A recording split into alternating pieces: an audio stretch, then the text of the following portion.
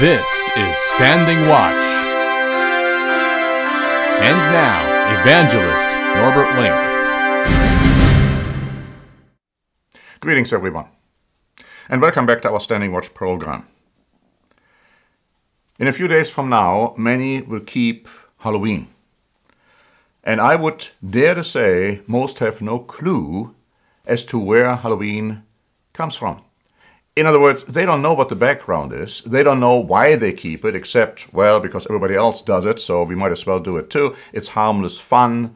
See, no harm will be coming out of it.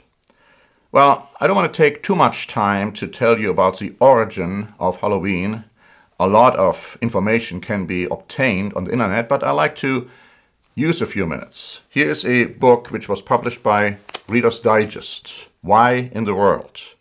And this book has an interesting article about Halloween. I like to quote a few sentences from it. It says, "Why do we play games at Halloween? Halloween, the late day of October, was once a pagan feast of the dead, a time when the Druids honored Saman, the Lord of Death.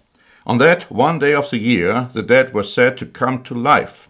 Ghosts and goblins were everywhere, and witches freely spread their fearful predictions.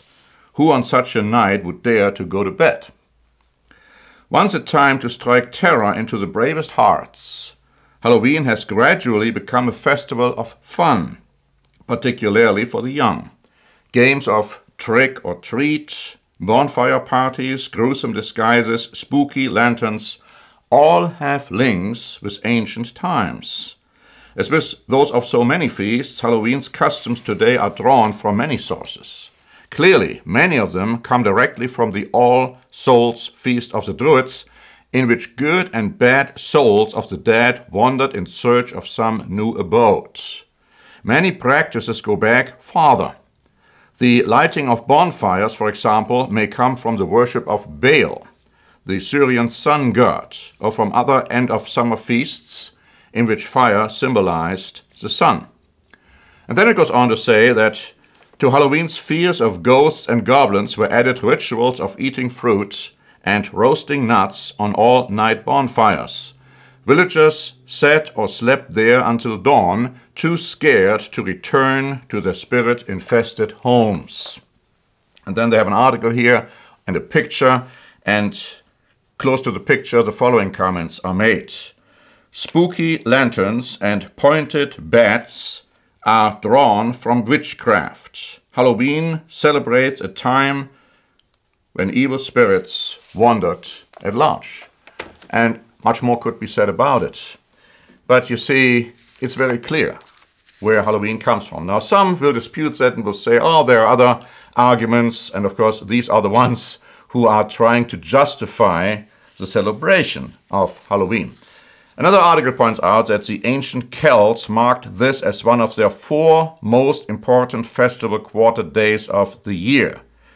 Spirits of those who have died were allowed to return to visit Earth.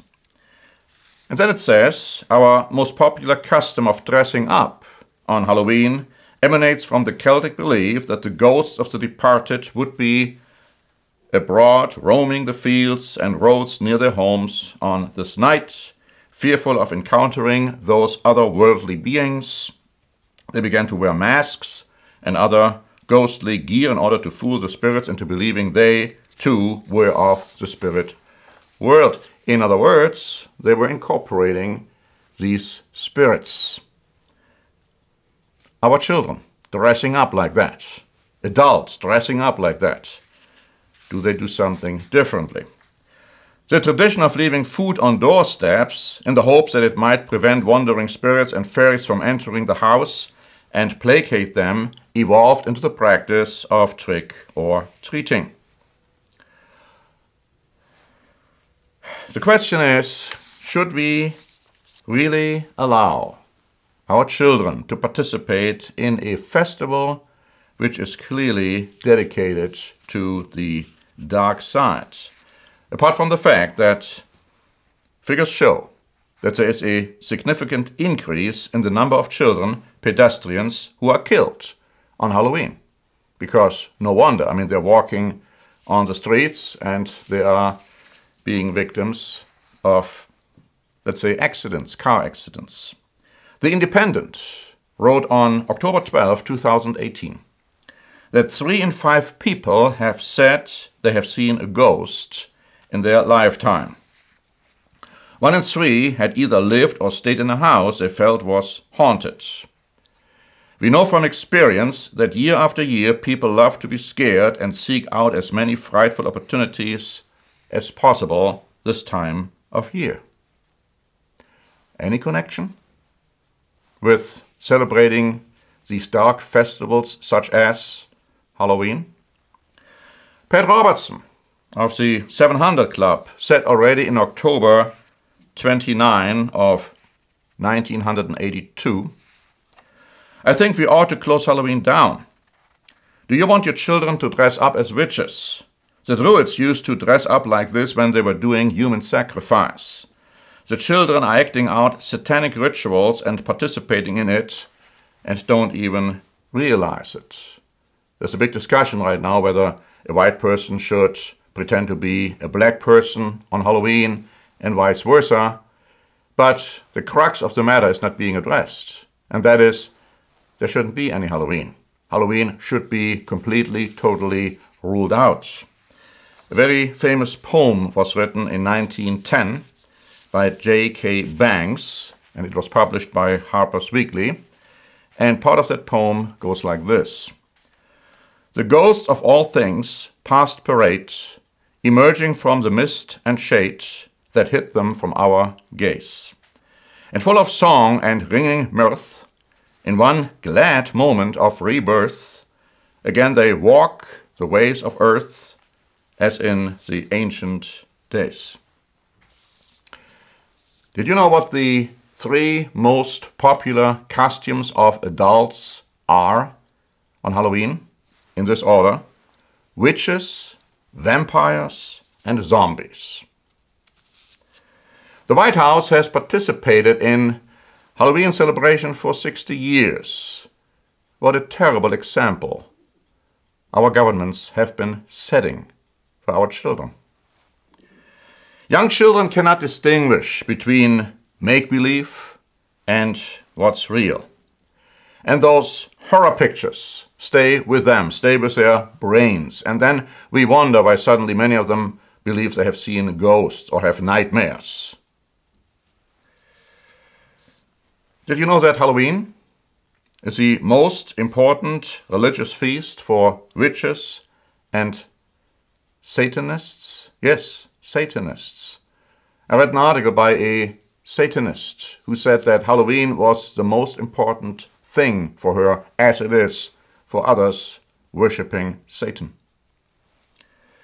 Do you want to celebrate Halloween together with Satanists, with witches?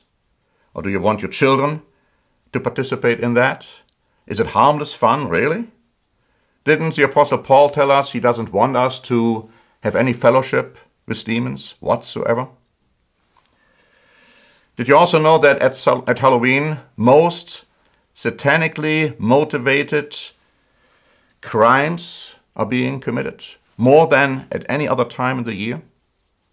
All of this should really make us think.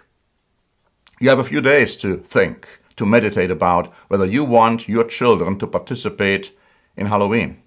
We have prepared 2 booklets. One, Angels, Demons, and the Spirit World. And especially the chapter on the spirit world and on demons will tell you a lot about what this is all about. And then there's another one, Man's Holy Days, or Holidays, and God's Holy Days. Man's Holidays and God's Holy Days. And this booklet has also a chapter on Halloween. Many say, oh, well, Halloween is not even mentioned in the Bible. Well, you'd be surprised how often it is mentioned. And so please do yourself a favor and ask for these 3 booklets. You still can receive them and read them before Halloween comes upon you, or you can read those booklets online as well. Until next time, this is Norbert Lenk for the Standing Watch program.